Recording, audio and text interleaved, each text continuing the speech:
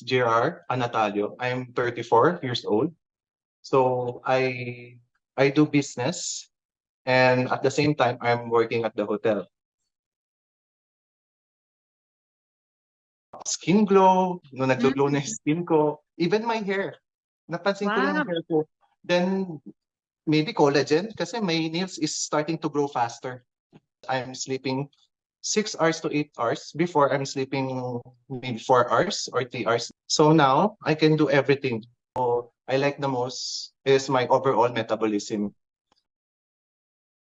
For my mood, so nag-adjust siya sobra. Kasi before, more on stress. So it's mas sharper ako than before. Kasi ang dami kong lapses before. So overall talaga siya. Even lahat, even my sleep, naging okay siya. Even by daily activity. So I'm working almost 8 hours, then I'm doing outside business. So now I'm doing well. Not like before. It's true, the reversion ng aging. Yes. Like I'm 25 years old. Tsaka nawala yung mga back pain ko because I'm doing several activities. Now, nawawala na yung even my back pain, nawawala na. So now, pati even my knee, di na ako na-sprain, even my ankle, di na siya na-stress.